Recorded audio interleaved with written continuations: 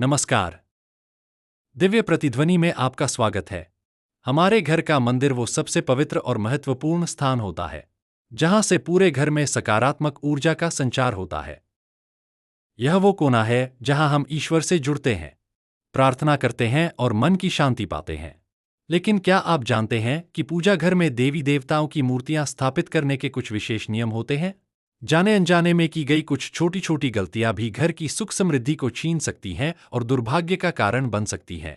आज हम दिव्य प्रतिध्वनि के माध्यम से आपको यही बताने जा रहे हैं कि घर के मंदिर में मूर्तियों को किस तरह भूलकर भी नहीं रखना चाहिए, क्योंकि शास्त्रों और वास्तु के अनुसार इन गलतियों से घर पर भारी संकट आ सकता है। सबसे पहली और सबसे महत्वपूर्ण बात, घर के मंदिर में कभी भी कोई खंडित मूर्ति या फटी हुई तस्वीर नहीं रखनी चाहिए।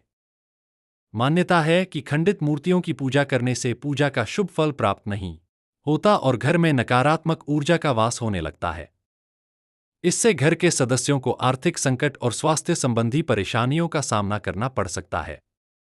यदि कोई मूर्ति या तस्वीर किसी भी कारण से खंडित हो जाए, तो उसे तुरंत सम्मानपूर्वक किसी पवित्र नदी में प्रवाहित कर दें या पीपल के पेड़ के नीचे रख दें। दूसरी गलती जो अक्सर लोग करते हैं वो है मूर्तियों को एक दूसरे के बिल्कुल आमने सामने रखना। वास्तुशास्त्र के अनुसार भगवान की मूर्तियों को कभी भी एक दूसरे की ओर मुख करके नहीं रखना चाहिए। ऐसा करने से घर में टकराव, कलह और अशांति का माहौल बनता है। मूर्तियों से निकलने वाली सकारात्मक ऊर्जा एक दूसरे से टकराकर वहीं समाप्त हो जाती है और घर में उसका प्रवाह नहीं हो पाता। अक्सर देखा जाता है कि लोग भक्ति भाव में एक ही देवी या देवता की कई मूर्तियां मंदिर में स्थापित कर देते हैं।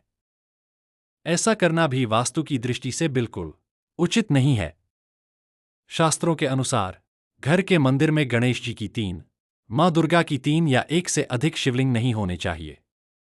एक ही भगवान की एक से ज्यादा मूर्तियां रखने से उनकी ऊर्जा आपस में टकराती है और आपको पूजा का शुभ फल प्राप्त नहीं होता।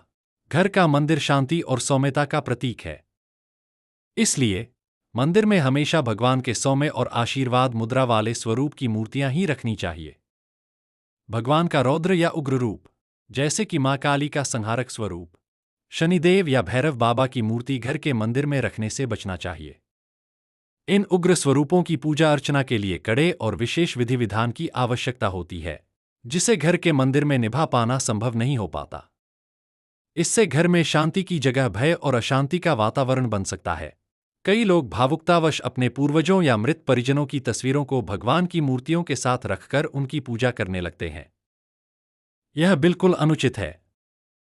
पितरों का स्थान आदरणीय है, लेकिन उनका स्थान देवताओं के बराबर नहीं हो सकता। मंदिर में पितरों की तस्वीर रखने से भयंकर देव दोष लगता है, जिससे घर की उन्नति और तरक्की रुक जाती है। पितरों की तस्वीर हमेशा घर की दक्षिण दिशा की दीवार पर लगानी चाहिए, मंदिर में नहीं। आपके पूजा घर की दिशा और मूर्तियों की स्थापना भी बहुत महत्वपूर्ण है। पूजा घर हमेशा घर के उत्तर पूर्व दिशा यानी ईशान कोण में ही होना चाहिए, क्योंकि यह देवताओं का स्थान माना जाता है। पूजा करते समय आपका मुख पूर्व या उत्तर दिशा की ओर होना चाहिए।